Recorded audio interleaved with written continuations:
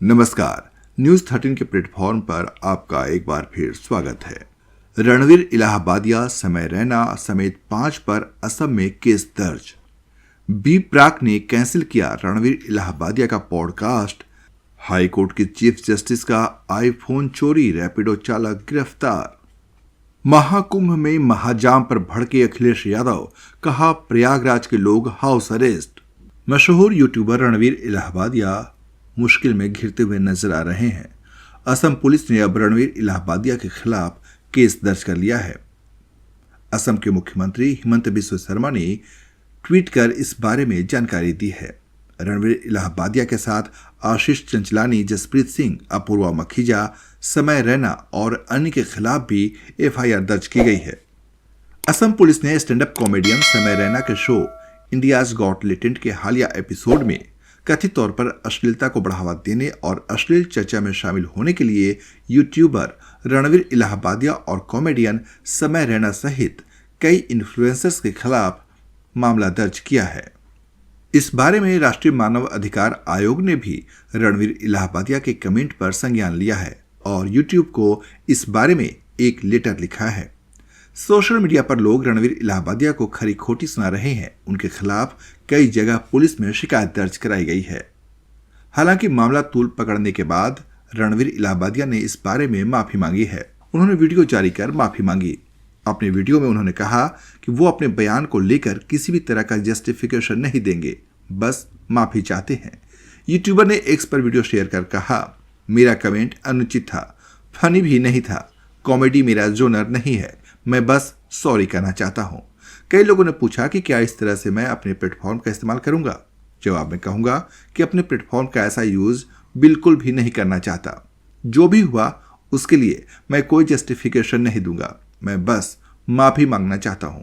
Judgement में मुझसे गलती हुई, जो मैंने बोला वो कूल नहीं था। मेरे पॉडकास्ट को हर उम्र के लोग देखते हैं। मैं वैसा इंसान नहीं बनना चाहता जो इस जिम्मेदारी को हल्के में लूंगा। रणवीर इलाहाबादिया ने कहा कि मुझे उस प्लेटफॉर्म को और बेहतर तरीके से यूज करना चाहिए था। ये मैंने इस पूरे एक्सपीरियंस से सबक लिया है। मैं बेहतर होने का वादा करता हूं। मैंने मेकर से कहा है कि वीडियो का असंवेदनशील हिस्सा हटा दिया जाए। इंसानियत के नाते शायद आप मुझे माफ करें। दरअसल Ranveer Allahbadia India's got talent के शो में बतौर गेस्ट जज शामिल हुए थे। इंडियाज गॉट टैलेंट जो शो है वो समय रैना ऑर्गेनाइज करते हैं। यहाँ पर यूट्यूबर ने एक कंटेस्टेंट से उसके पेरेंट्स की सेक्स लाइफ पर विवादित सवाल पूछा था और इसके बाद विवाद बढ़ गया था। इंडियाज गॉट टैलेंट शो में अपने बयान को लेकर लोगों की आलोचना का शिकार हो रहे रणवीर को काफी परेशानियों का सामना करना पड़ रहा है, क्योंकि अब तो उनके काम पर भी इसका असर दिखाई देने लगा है। अपने पॉडकास्ट के लिए फेमस रणवीर के माफी मांग लेने के बावजूद गेस्ट उनके शो में आने के लिए मना करने लगे हैं। इसकी जानकारी खुद सिंगर बी प्राक ने दी। बी प्राक ने वीडियो शेयर कर बताया कि वो अगले हफ्ते उनके पॉडकास्ट में जाने वाले थे, लेकिन अब नहीं जाएंगे। उन्होंने इसे कैंसिल कर दिया है। सिंगर ने कहा कि वो उनके दिए कमेंट से खुश नहीं है। उन्होंने कहा कि मैं बियर बाइसेप्स के एक पॉडकास्ट में जाने वाला था, लेकिन हमने वो कैंसिल कर दिया है, क्योंकि आपको पता है कि उसकी कितनी घटिया सोच है। उसने कैसे शब्द यूज किए हैं समय रैना के शो पर। यह हमारा इंडियन कल्चर नहीं है, यह हमारा कल्चर ही नहीं है। यह आप हमें अपने पेरेंट्स की कौन सी कहानी बता रहे हो? आप उनकी कौन सी बातें कर रहे हो? किस तरीके की बातें कर रहे हो? ये कॉमेडी है? ये कॉमेडी बिल्कुल नहीं है। मैं स्टैंड अप कॉमेडी है ही नहीं। लोगों को गालियां देना, लोगों को गालियां सिखाना, ये कौन सी जनरेशन है? मुझे समझ ही नहीं आ रहा। इसके बाद उन्होंने कॉमेडियन मनदीप सिंह का जिक्र करते हुए कहा, इसमें एक सरदार जी भी आते हैं। सरदार जी आप सीखो, आपको ये चीजें शोभा देती हैं। मम्मी कैसी हैं? आपका दिमाग ठीक तो है? आप क्या सीख दे रहे हो लोगों को? वो सरदार जी अपने इंस्टाग्राम पर डालते हैं, हाँ मैं गालियां देता हूं, इसमें क्या प्रॉब्लम है? हमें प्रॉब्लम है और रहेगी। बी प्राक ने इससे साथ ही रिक्वेस्ट किया कि हमारी भारतीय संस्कृति को बचा कर रखिए और लोगों को मोटिवेट करिए, ये चीजें मत करिए प्लीज। मेरी रिक्वेस्ट है, इतना बड़ा नाम आपका बन चुका है, आपको तो ये दिखाना चाहिए कि हम अपने कल्चर को कैसे प्रमोट करें, जो लोगों को कुछ सीखने को मिले हमसे। मैं सच में लोगों से जानना चाहता हूं कि आपने इस शोज में आकर या जाकर क्या सीखा। मेरी हाथ जोड़कर रिक्वेस्ट है कि ऐसा कंटेंट मत बनाइए कि जनरेशन खराब हो। बल्कि किसी को कुछ सीखने को मिले। वैसे रणवीर इलाहाबादिया के कमेंट के बारे में आप क्या सोचते हैं, कमेंट करके आप भी हमें बता सकते हैं। देहरादून में एक हाई प्रोफाइल चोरी का मामला सामने आया है। इसमें एक रैपिडो चालक ने हाई कोर्ट की चीफ जस्टिस सुनीता अग्रवाल का आईफोन चोरी कर लिया। आज तक में छपी खबर के मुताबिक ये घटना 27 जनवरी को राजपुर थाना इलाके में घटी, जब आरोपी गोविंद साहू एक सवारी छोड़ने फुटहिल गार्डन मसूरी रोड पहुंचा था। पुलिस ने सीसीटीवी फुटेज और तकनीकी सर्विलांस की मदद से आरोपी को गिरफ्तार कर लिया है। मणिपुर में अविश्वास प्रस्ताव से एक दिन पहले सीएम ने इस्तीफा दे दिया। मणिपुर में मैतेई और कुकी समुदाय के बीच 3 मई 2023 से जारी जातीय हिंसा के 21 महीने के बाद आखिर मुख्यमंत्री एन बीरेन सिंह ने रविवार को इस्तीफा दे दिया। अभिनेत्री आरुषि निशंक ने मुंबई के 2 फिल्म प्रोड्यूसर पर फिल्म में काम देने का झांसा देकर 4 करोड़ रुपए ठगने का आरोप लगाया है।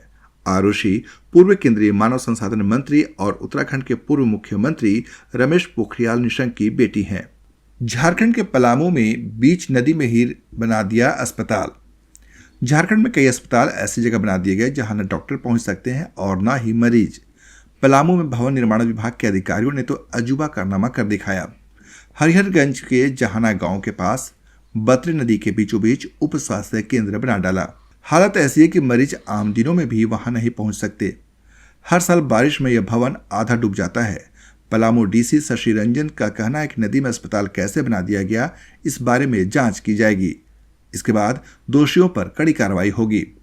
वहीं कई अस्पताल भवनों में लोग गाय भैंस पाल रहे हैं, तो कई ऐसे भी हैं जो निर्माण के बाद खुले ही नहीं। संगीतकार प्रीतम चक्रवर्ती के मुंबई कार्यालय से 40 लाख रुपए चोरी हो गए। ये घटना तब सामने आई जब प्रीतम के मैनेजर विनीत छेड़ा कार्यालय पहुंचे।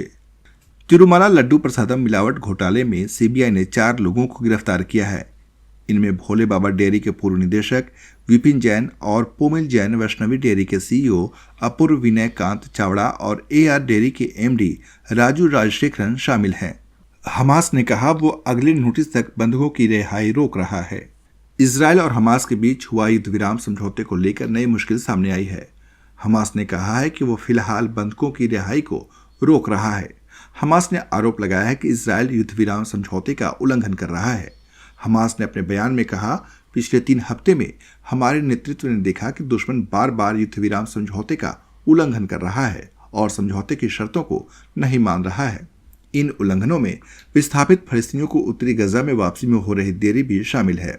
इसके अलावा हमास ने गजा पट्टी में कई इलाकों में गोलीबारी करने का भी आरोप लगाया है। अमेरिकी राष्ट्रपति डोनाल्ड ट्रंप ने कहा है कि गजा को लेकर उनकी योजना में फलस्तीन के लोगों के पास गजा लौटने का कोई अधिकार नहीं होगा।